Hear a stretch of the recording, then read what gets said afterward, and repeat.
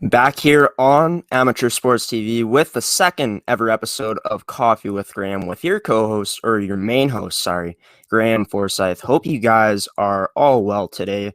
Hope you grab your cup of joe and are ready to sit back and enjoy the show. And once again, hopefully everyone is staying safe during this COVID-19 pandemic, just staying home, staying away, staying social distance, and just safe with family at home. Today, we got a business owner on the show, Silver Rise Sports owner, Scott Toews, joining us now on Coffee with Graeme. Here he is now, Scott, joining the show. Scott, how's it going? Hey, good morning, Graham. That's going all right. Yeah, I hope you're staying safe as well. Looks like you've got a nice little setup going on there in your home office. Yeah, it's I'm assuming home office here. Yeah. It's not too bad. Yeah, I see you. Coffee.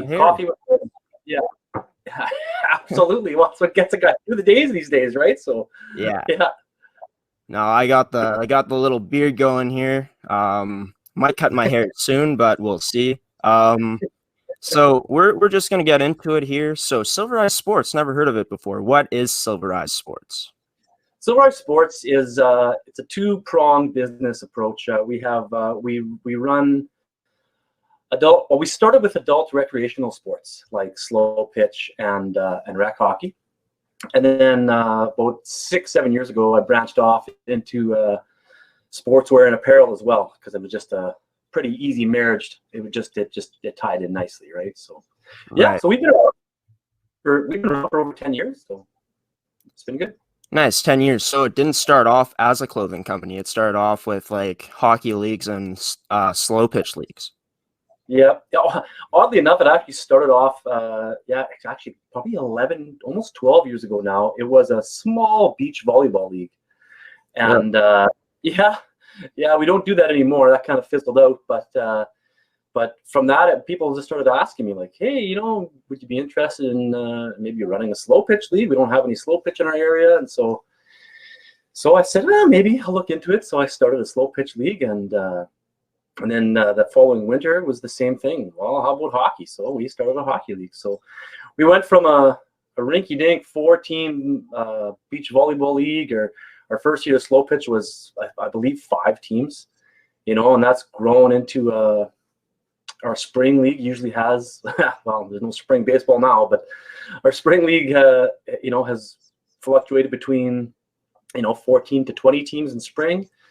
Our summer league fluctuates anywhere between 30 to 45 teams in summer, and then our fall season is about the same as spring, anywhere between that dozen to 20 team mark. So yeah, and then hockey, we last season in hockey, I think we had 19 teams. So nice.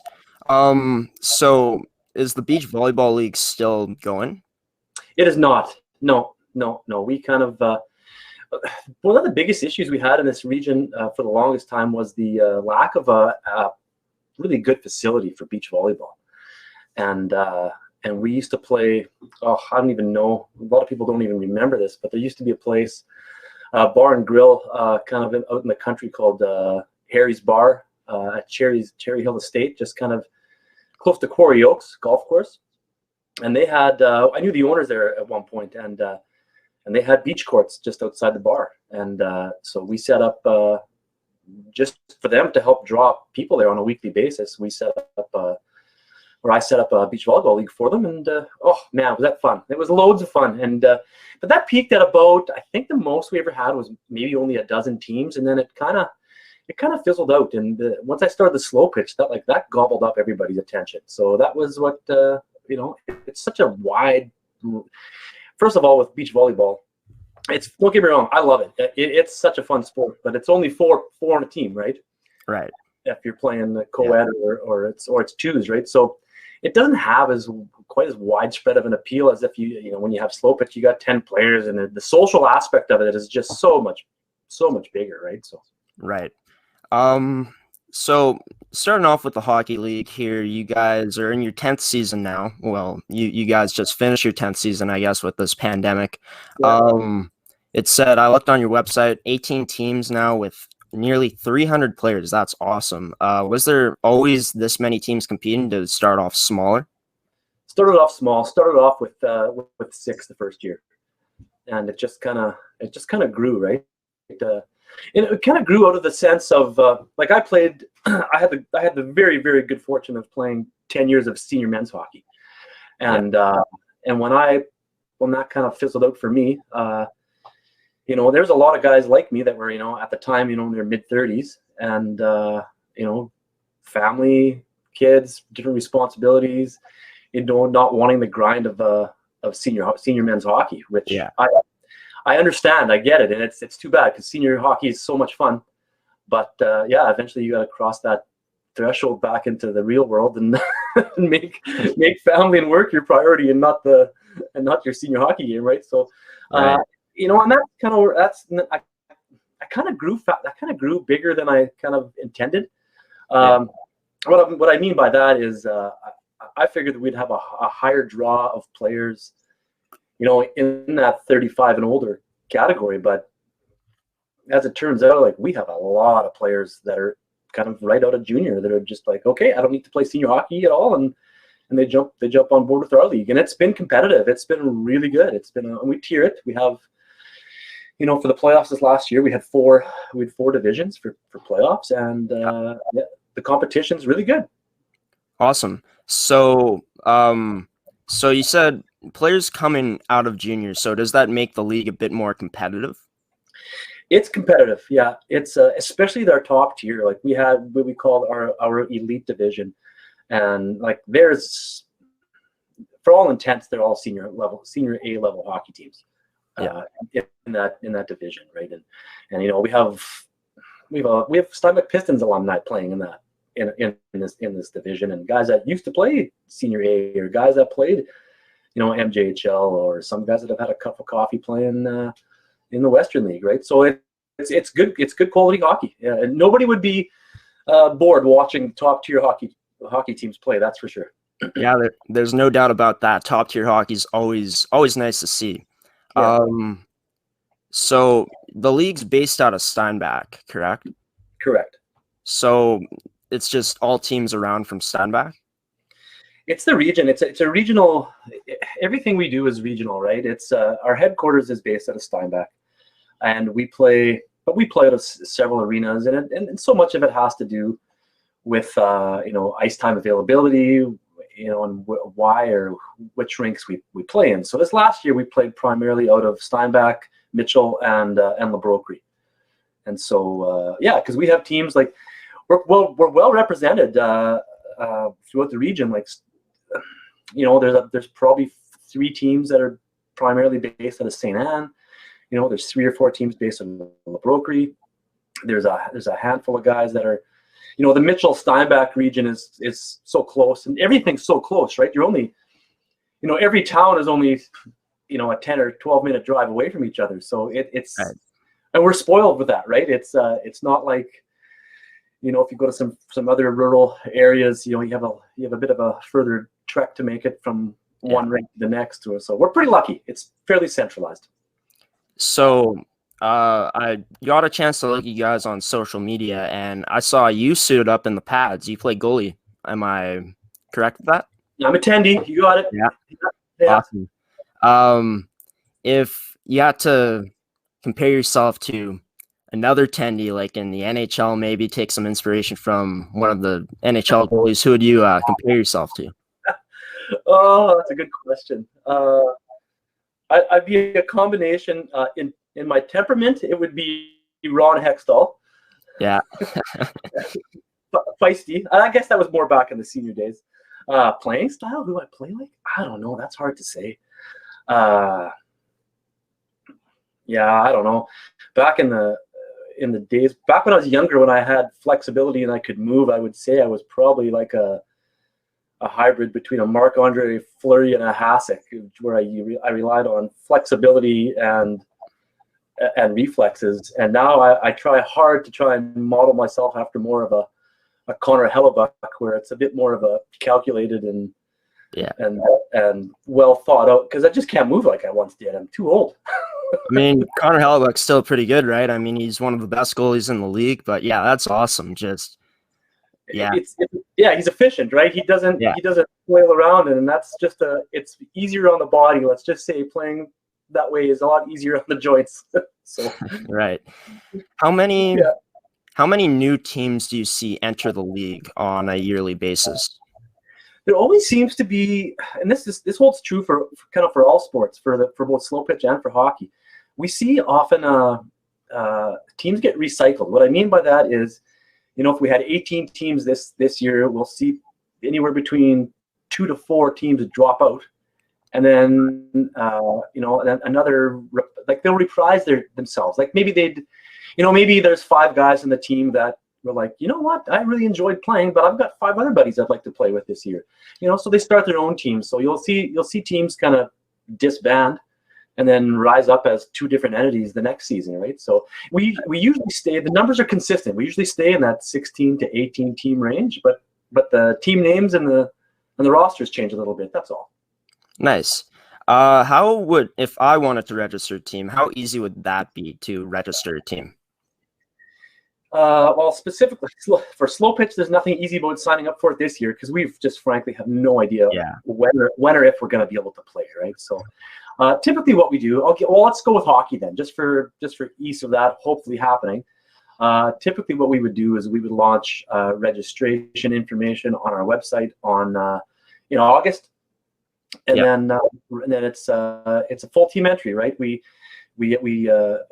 take a deposit down at that point, and then teams, have they can either pay the whole fees up front, or we have a payment plan because hockey's an expensive sport, right? So so we have it broken down like that, and then we usually kick our season off kind of around Thanksgiving weekend. So middle of October, yeah. Just moving into slow pitch quickly. The league's called the Silver Eye Coed Slow Pitch League, if I'm not mistaken. You are correct. The league was supposed to be entering its 12th season this year, but obviously getting postponed by the pandemic. Is there a month you have in mind to get the season going at this point? Quite frankly, we're just going to roll with whatever we can roll with. If like, I think the latest news from the government came out yesterday, was June 1st would be the earliest date that any youth leagues would start up, right? Right. And like non-contact leagues, and that they haven't clarified what that means, right? Baseball's non-contact, but your pitcher and your catcher, your catcher and your batter and the umpire are all in close proximity to each other. Yeah. You have someone at first base, and you got to tag people out, and we all know with baseball there's a lot of spitting and high-fiving. So, I mean, these are all things that are controllable, right? But it's difficult. And there's been no mention about adult recreational sports from the government at all as to whether we're part of a rollout. And quite frankly, I'm concerned about it because I'll give you an example. Like on any given game night, you'll have 4 baseball diamonds rolling, and you have 20 players minimum at each diamond, and you have family and friends that come out. So on any given night, there's 100 people at the ballpark. That's at minimum. And are they going to limit us to only using 1 diamond at a time just to keep the numbers low? And if that's the case, we'll have to get creative. how we would facilitate this, right? Right. So these are challenges that it's uncharted waters. And the other issue we have with a slow pitch is that we're going to run into is diamond availability. If the minor sports are still playing into summer, that's why our summer league is always so big, right? Because all the kids are done their little league sports, and now it's the time for the parents and the grown-ups to come out and play, and that's what July and August is about, right? Right. But if little league baseball carries through into July, and the diamonds and parks are full of kids playing, then we're kind of pushed to the side, right? We don't really have a place to play. So or minimal or limited space to play. So there's all these logistics that are going to eventually sort themselves out, but we really have no clue how to navigate through this because we don't have any information. Yeah, it definitely sucks too. It's just slow pitch seems like such a fun game. It just brings family together, friends together. I just want to I'm not really that familiar with the game of slow pitch, honestly, but it is a co-ed league. So how different is co-ed slow pitch compared to a strictly men's league or a strictly women's league? Like almost all things in life, having having a female component is good, is so good for competition, because it helps regulate the guys. Because the guys, you all know, guys can get out of hand with being too competitive. Yeah. And there's just way more respect in a co-ed environment. And it just brings a different dynamic when you play co-ed, and it's so much fun. It's so much fun. And that's the best part about, I mean, that's just to say the best part. There's so many parts about slow pitch that make it fun. It's probably the most social sport you can play. I mean, curling is very social too, but it's only four players, right? Yeah. Hockey's, social sport too, but more so in the dressing room and before the game and after the game, right? Whereas with slow pitch, you're together in the dugout, between every at bat, right? And it's so important for people, like, at least for me, like, when you're younger, sports is so much about being physically active and competition. And as you get older, and these social sports like slow pitch, it's less about playing, and it's more about being with people, that sense of community, right? And that sense of, it's so good for your mind. It's good for your mental health. If you've had a hard day at work, or your kids are driving you nuts, and then it's like, sorry, honey, I'm out the door. It's slow pitch, gone. Yeah. It's an escape. It's your chance to be with your friends, and it's such a good sense of community. And we've grown a huge slow pitch community. I tell you, Graham, we have had people that have met playing slow pitch. They've gotten married and they've had a family, and now their kids are at the park watching slow pitch. Right? Like, it's right. And that's something that you never foresee when you start a slow pitch league. Is 12 years later, when you had a guy or a girl playing slow pitch, and now a dozen years later, their kids are playing on your team. Like, they're playing with mom and dad now, right? It's just It's awesome. And I miss it, and I know everybody else misses it. And once we are finally able to play, it's going to be big for people's health, both physically and mentally. Right. It's definitely nice when you have the chance to meet maybe your future bride or future groom on the diamond, for sure. So 4 divisions in the men's hockey league. How many divisions are there in the slow pitch league usually? Slow pitch, typically we have it broken down. Come playoff time, we always kind of we expand the divisions, just because so much is contingent on the night of the week, right? So what we've typically done is we run a league, we run a division a night. So Monday night would be the A division, and Tuesday night would be the B division, and so on and so forth, right? And so that's your night of the week to play. And then what happens is our playoff weekend. Here's the other thing, right? Like, our playoffs are, I don't know that there's a bigger weekend of sports in the region on an annual basis than our slow pitch weekend. We have a playoff, at least in the Southeast, anyways. Like, we have a playoff weekend tournament where we have a Saturday. It's all day Saturday, all day Sunday. And every team, so if we have 40 or 45 teams, you've got 500 players, and then their families out at the park. So you have anywhere between 500 to 1,000 people in attendance at any given point during the weekend. It's a big weekend, and I just can't see us being able to host something on that scale this year because the social distancing guideline, which is okay, which is fine, right? And it's just those weekends, those playoff weekends, are what really create that sense of community. Because let's say you're a Wednesday night team, and you maybe don't see all the players that play on the Monday night league, right? And so on that playoff weekend, everybody's there, everybody's in attendance, and so you get to mingle and you get to meet so many people, and it's just a wonderful. That's where that sense of community comes from. Is really during those tournament weekends, and not likely going to have that this year, but. Whatever. We'll figure something else out. I'm a creative guy, and what's the old saying goes? Necessity is the mother of invention, right? So we'll figure something out. Right, no doubt about that. So there obviously is a plan to shorten the season. So usually, how many regular season games do you play? In the summer, we typically run for 8 or 9 weeks. So 2 games a night, so 16 to 18 games per team.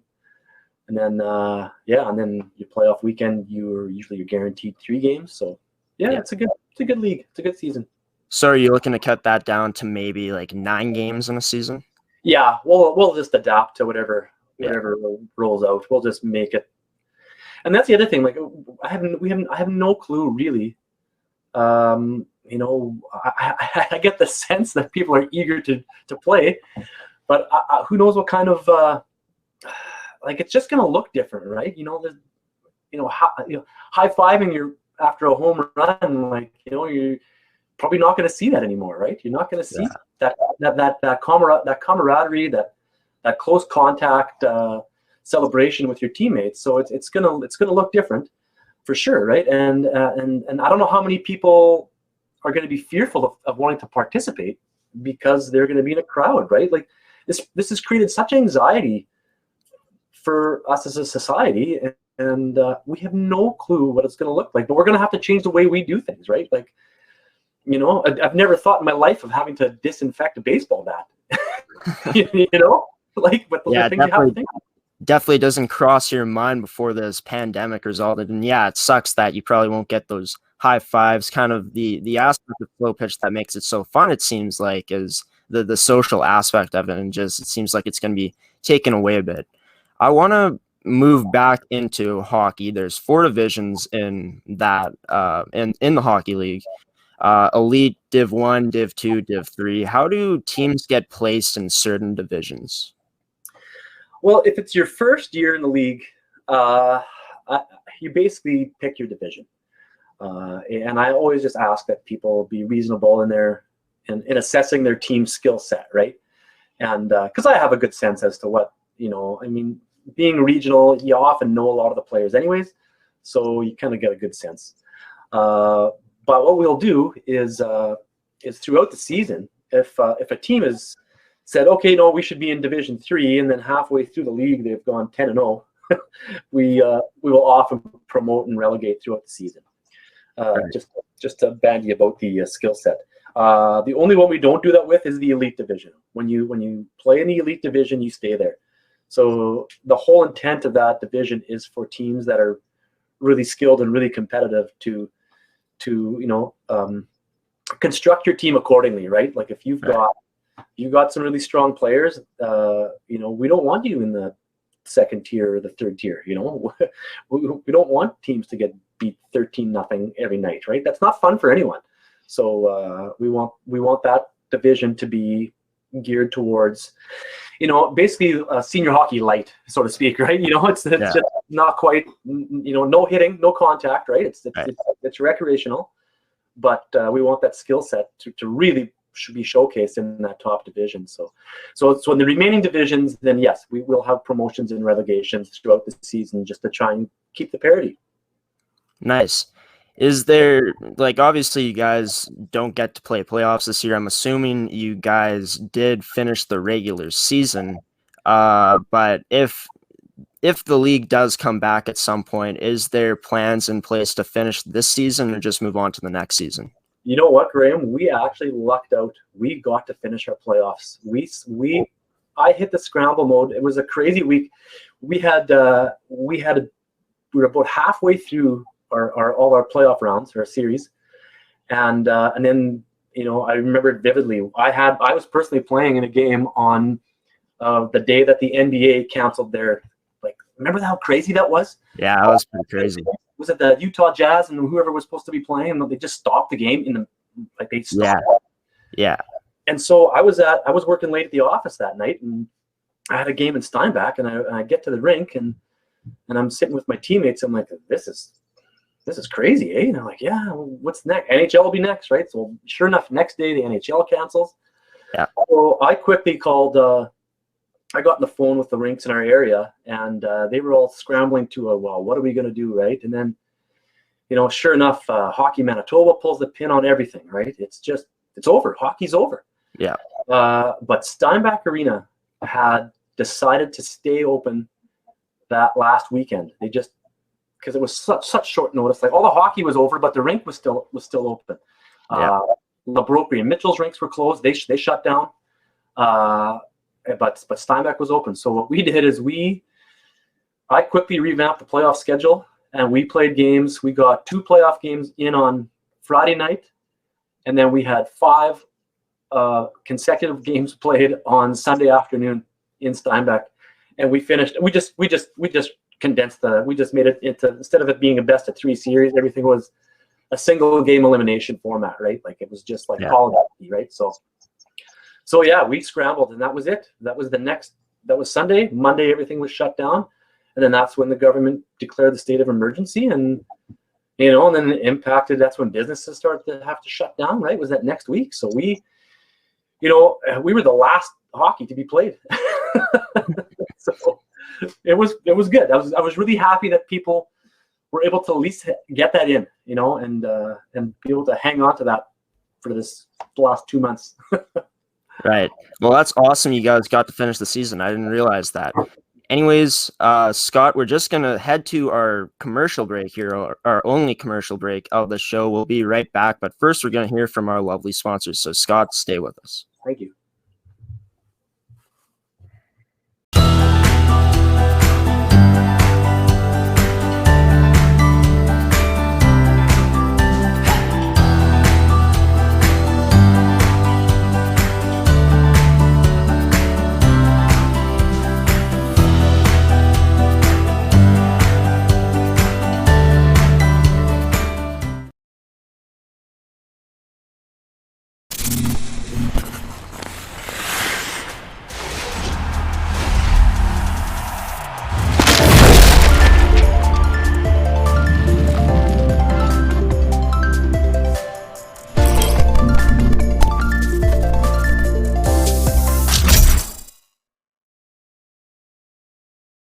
Back here from commercial break with Scott Toews of Silver Eye Sports, and right after the commercial break, before the commercial break, we were talking about the leagues that Silver Eye Sports runs, like slow pitch and hockey. Now we're going to get into the apparel side of things.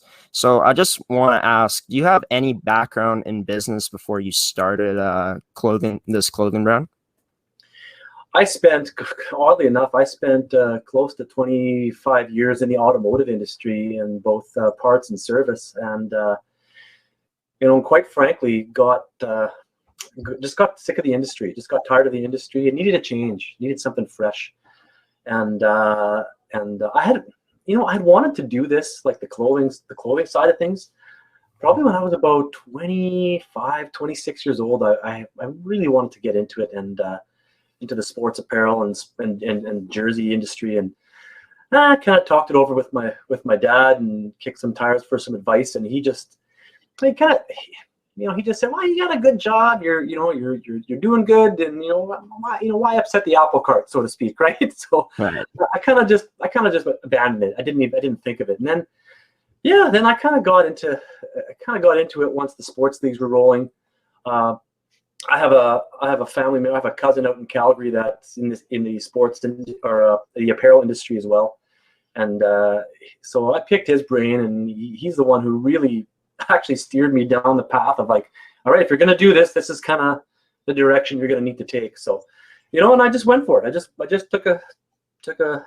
I didn't even dip my toe in the pool. I just dove in, and we just went with it. We just went for it, and it's fun, right? It's Graeme, like if you're going out and you're buying a necessity, that's one thing, right? Like we need groceries, or you need to fix your car. Yeah. That's what really set this apart for me was when you're in the car business, and I have to call you and say, Graeme, you know what? I got bad news for you, bud. You're gonna have to spend $2,000 on repair bills and blah blah blah. I got tired. You feel like the Grim Reaper after a while, right? You're tired of giving people bad news. Whereas in the sports industry, you're selling happiness, right?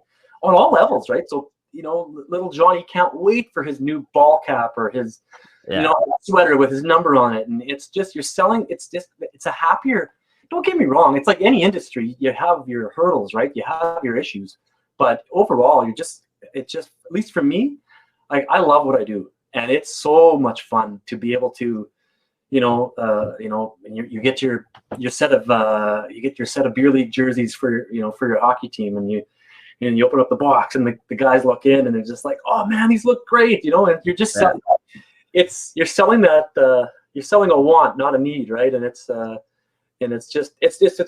much fun. I love it. Nice. So when did you start implementing clothing apparel into the company? That would go back, I would say, oh man, I've lost track of the years already. I think it's been 7 years that we've been doing the apparel. And just like anything, right? It's you learn as you go, and you make mistakes as you learn, and you're always learning. The industry is always changing, right? The technology changes all the time, and like anything, and you just try and keep yourself educated on what works. And for me, the biggest change that's come in the last few years has been, I shouldn't say the last few years, it's existed, but it's been we're all used to the Amazon world now, right? So right. We're used to that. So we've really gone into that direction, especially in the last 2 years. We're really trying to push. Like we started HTC, like our Home Team Classics website. Yeah. Just last August, and that's it's kind of our version of let's say, like, if you want to buy any major league apparel, you can go to fanatics.com, right? And you've got the Major League Baseball and the NHL, and you can get everything. There's one-stop shopping. Well, that's what Home Team Classics is for us, is except for the teams in the region, right? So you can buy your Mitchell Mustangs apparel, and your and your LeBroke Habs apparel, and your Landmark Blues apparel, and it's all kind of modeled after that, off of the Fanatics concept, so to speak, where it should be easy for you to be wearing your home team logo. It shouldn't be hard, right? Like we grew up in this culture of, okay, here's our team order, kids. Sign up day is this day, and we're gonna. Oh boy, I just signed up little Johnny for hockey, and I just dropped $700, and I don't have the money right now for a hoodie, a jacket, and toques and hats and pants, right? And so we just make it available all year long, right? And we're still fine tuning some of it, right? It's so much of that's so much of our success with this will be based on demand. It's demand driven. So the more demand, the more orders we get through, the better the chance of us, placing more orders with our suppliers, as opposed to, well, we only had one order this week. I might not, we might not be able to fulfill it as quickly as when demand is higher, which is ironic, I guess, but kind of the way it goes. So you talked about how Home Team Classics is the Fanatics side of the apparel you guys sell. What is that compared to just Silverized Sports? Silverized Sports is just our banner, right? Like that's our centralized. That's what we've identified with for the last, over the last decade, right? So we kind of branched off with Home Team Classics into that, just to keep it that as a separate. That's a separate entity, right? Like there's no custom orders on that site. It's just whatever we sell on that site, that's what you get. But what Silverized Sports is, we sell, that's where you'd come to for all your, if you want team uniforms and team jerseys, right? Or corporate wear. Of course, we do corporate wear as well. We'll do anything for businesses, for sure. Like that. Don't get me wrong though. Our focus has always been on sports. We felt there was we're trying to be, as opposed to being a Walmart, for lack of a better term, like instead of being a convenience store where you can buy everything from soup to nuts to Gasline antifreeze, we wanted to really focus on the sports side of things, really be niche, because that's where my passion lies. So we really wanted to be really good at doing sportswear and apparel. But of course, with that, you start to, again, the slow pitch community, the hockey community is so big, and then you got guys that own their own businesses, and so they ask for their own apparel, right? They're like, well, hey, can you do can you do jackets and toques and stuff for my plumbing company or my farm or whatever, right? So we do all of it, but almost all those relationships on the corporate side have been built from the community that comes from playing sports, and and that's just, everything's just it just all ties in, right? So that's what Silver Eye Sports is. Silver Eye Sports it's a network of rec leagues, sportswear and apparel, and then Home Team Classics, which is a dedicated line. Nice. So I'm not going to say doubts, but were there any bumps in the road at the start of the company, like for you guys to succeed? Oh, there's bumps all the time. This is the bump we're having right now is the biggest bump ever, right? So this could, Right. This changes the game for us, right? It's with no sports, it's hard to sell sporting goods or sports for jerseys, and it's really difficult. And like we were rolling along pretty good before this all hit, right? We had but as far as sorry to backtrack, I'm going a bit off topic. I apologize. So go back to your original question about any bumps along the way. Absolutely, there's bumps, right? You just like anything, you're very often when you're your own business by yourself, you're drinking out of a fire hose half the time. You're just it's like, hey, I love this aspect of the business, but there's all the other side of it too. That's you still have to plan. You still have the administrative side, right? Like there's still all kinds that go on. And but as far as bumps, yeah, I mean, it was a slow progression for us. And I did this, like I was doing Silver Eye Sports. I started it while I was still working in the automotive industry. So that was my safety net, right? I still had a job. I still had that level of income, but it got to a point where I couldn't do both anymore, right? I had to make a decision to just jump in with Silver Eye, and when we did, we just jumped in and went full time with it, and yeah, we're having fun with it. That's for sure. Nice. So when you guys started out, obviously you weren't selling online. When did you start implementing shipping and stuff like that? Yeah, you know what? I guess I really in the last 2-3 years have been working to build the online side of it. So we're probably a little bit behind the world in that sense, but it's difficult, right? It's to try and, like, because we're rural, it's hard to do an on-demand, and shipping in Canada is expensive as opposed to, and I've been asked these questions, and these are things that I guess I can clear up for people right now, right? It's like, well, how the heck can I order something from Amazon and it comes out of the US and I have it in 3 days and shipping was free? Well, for one, shipping isn't free. It's always built into the cost somewhere, right? So that's the first thing. Secondly, Amazon or these big corporations, they have a huge purchasing power, right? So they have the ability to negotiate phenomenal shipping rates with Pure Later and UPS, etc.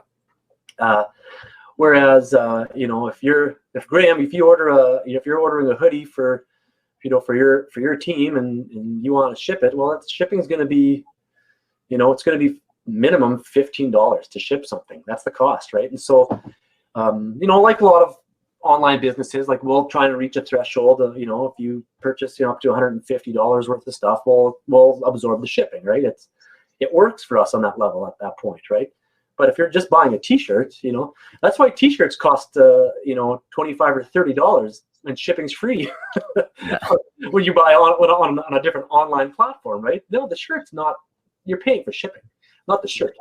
And that's the thing that we have trouble navigating through sometimes is, at what point do you try and just say, yeah, shipping's free, but then jack your prices up, and then but then you get, because we know so many of our clientele, and then I'll get a text or I'll get a phone call or an email. It's like, man, Scott, your price is too much, and it's like, well, I can take the shipping out, and then it's only X amount, right? And then it's like, oh, okay, So it's all these the pricing games, and I shouldn't say games, but there's so many different aspects to how you want to offer your services on an online platform. And being in a rural area definitely has its challenges, and the biggest challenge would be shipping for sure. So how do your prices compare to other competing clothing brands? I would say we're very competitive, for sure. We try. I try and keep an eye on that and make sure that our competitors that we're in line with our competitors, and and people will let you know if you're not. If someone tells you that you're, I'd like that, I'd like to buy that, but it's outrageous. Well, then we have to reassess things, right? So, but we really try hard to make sure that we're as competitive as possible. And the one thing that we do that with the online with HTC, like with our Home Team Classics website, is there's no purchase minimums there, right? And that's unheard of in our area. Most apparel and garment decorators, they want a minimum order, right? They want a minimum of 12 or 10. And I understand that. It's way more cost effective to do it that way. It absolutely is.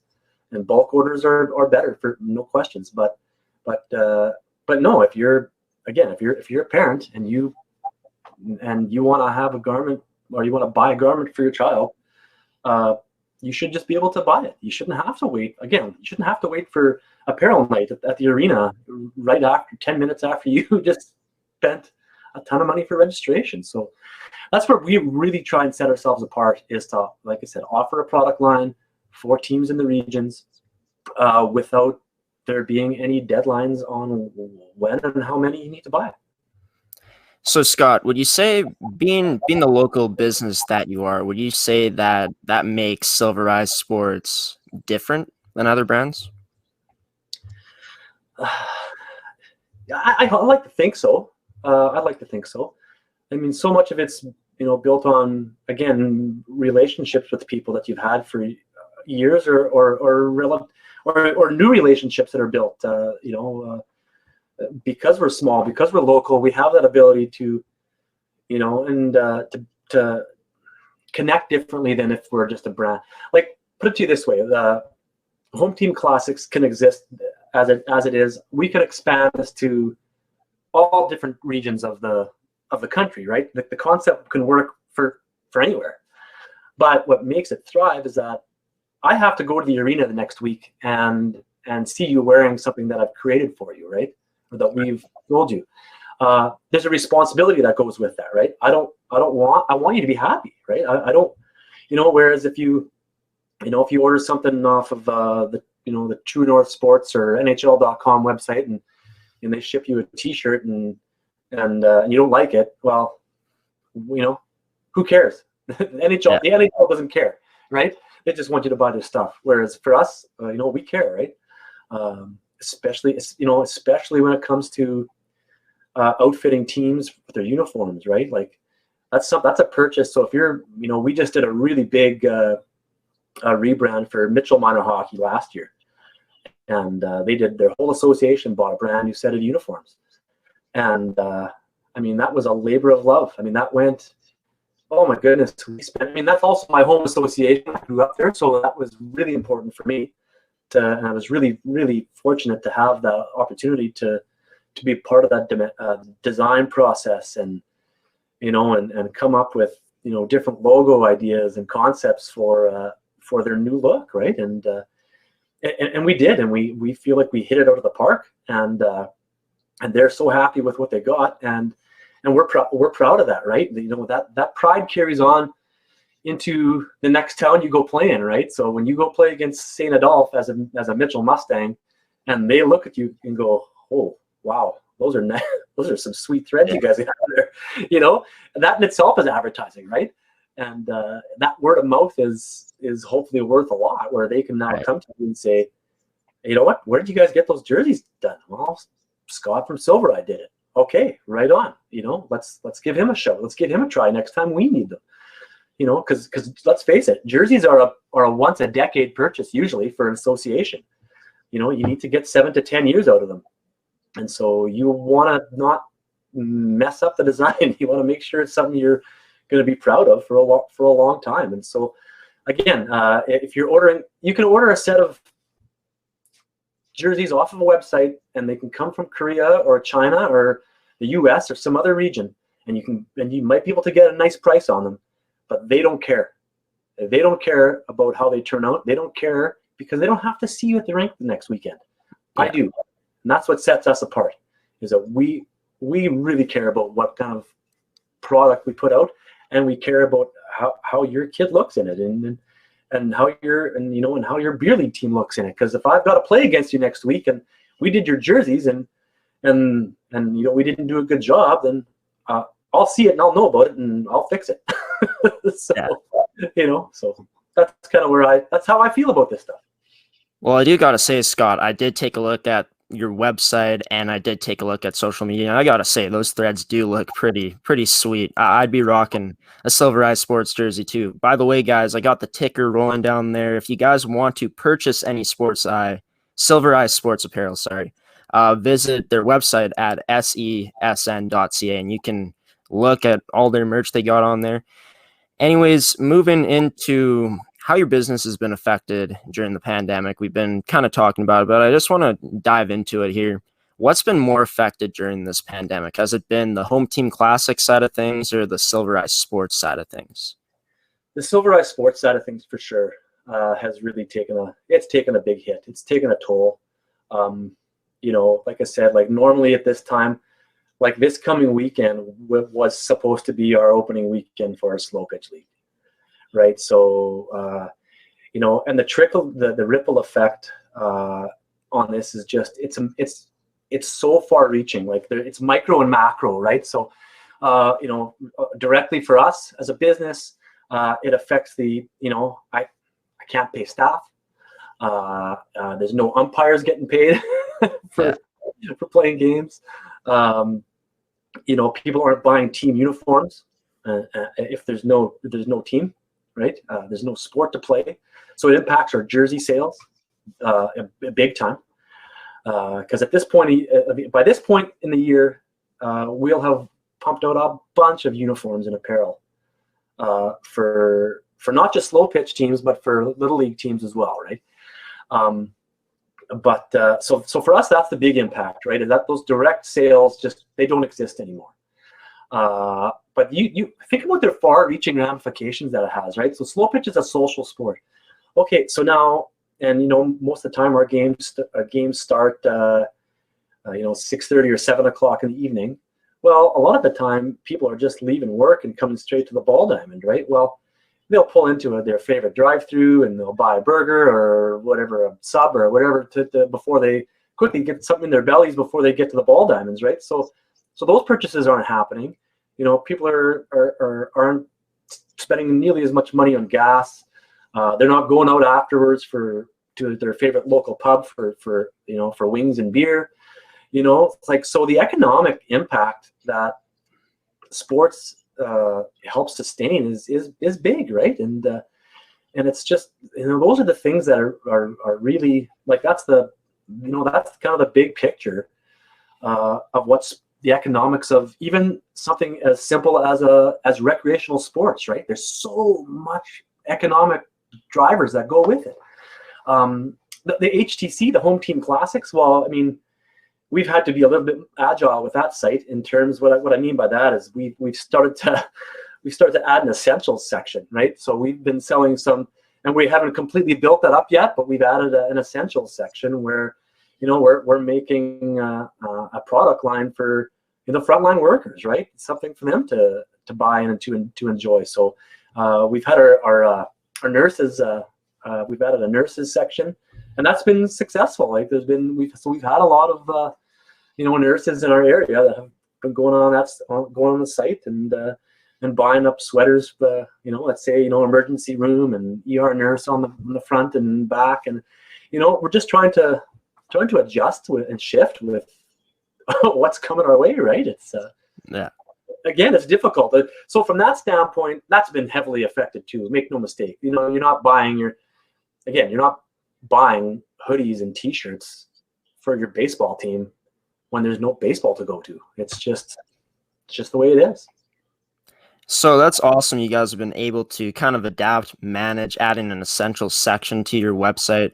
You said you laid off staff. That's just unfortunate to hear in a time like this, but obviously for financial reasons. How have you, as an owner, just managing the company basically by yourself, been able to manage in this time? It's been a battle. I'll just put my heart on my sleeve. It's been really hard. Thankfully, my wife still has her job. She works for the government, so that's good. And but we've got two kids at home, right? So I have a 5-year-old son and an 11-year-old daughter, and so my wife's working from home as well, right? So we're both trying to, you're trying to put in the time in a day that's still so you can keep your business rolling. She's putting time in her day because she's got a job too, right? She's got responsibilities with her job, and she's got to get it done. And but then in the meantime, we're still, I've become a grade 6 French and science teacher overnight, right? And Yeah. and you can imagine I have a 5-year-old boy and he's in kindergarten.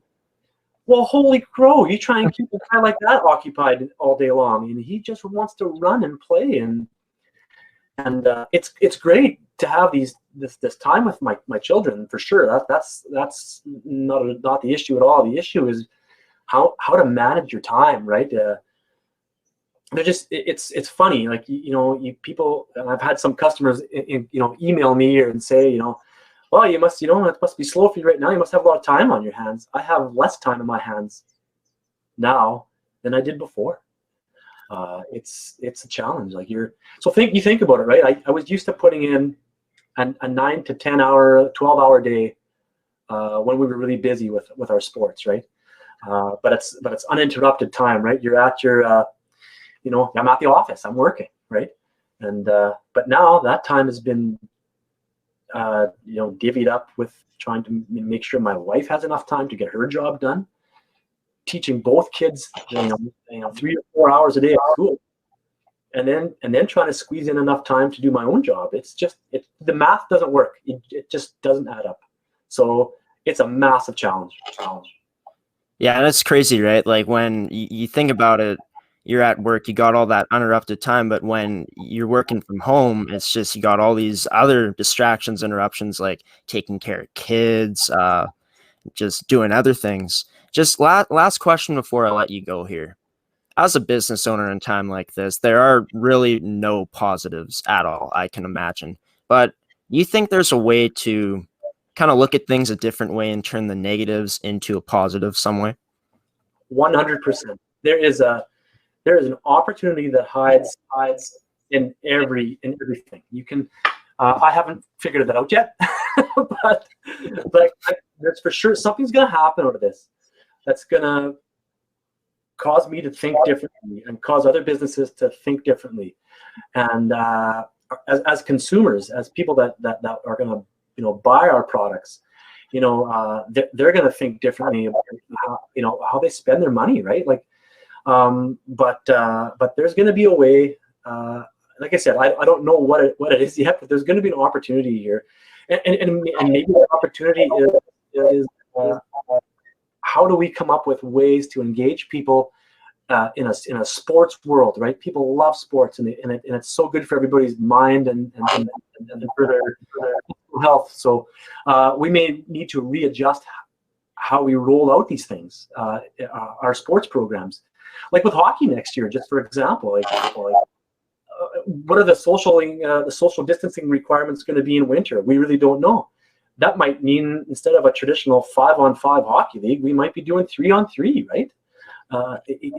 Less players, less people in the building. That might be what the government will. We're going to have to work with whatever the constraints are that we're given, and adapt. And we'll figure it out. We'll figure out a way to make sports work for everybody. And it could just look very different, and that's just the way it's going to be. Well, Scott, thank you for coming on the show today. It's been great talking to you, man. We had a lot of fun too, just talking about the different sports leagues you run and just getting to know what Silver Eye Sports is. It's awesome. You let us know a great deal about your company, and we thank you for coming on, and hopefully things figure themselves out soon and we get back to normal as a society as well. You got it. Yeah, been really good talking with you too, Graeme. Thank you so much. Yeah, no problem, Scott. Take care. All right. Bye-bye. Well, that was Scott Toews of Silverized Sports here on Amateur Sports TV on the second ever episode of Coffee with Graeme with your host, Graeme Forsyth. And episode 2 in the books. It was great talking with Scott. It was definitely our longest episode yet by a long shot. But until next time, guys, stay safe, stay home, and remember, we're going to get through this together. And as Amateur Sports TV, we're going to continue to bring you guys any content that we can. And once again, thanks to our supportive sponsors for supporting the show today. You guys make this all happen. And until next time, I'm your host of Coffee with Graeme, Graeme Forsyth. And once again, stay home, stay safe. And until next time, we'll talk to you soon.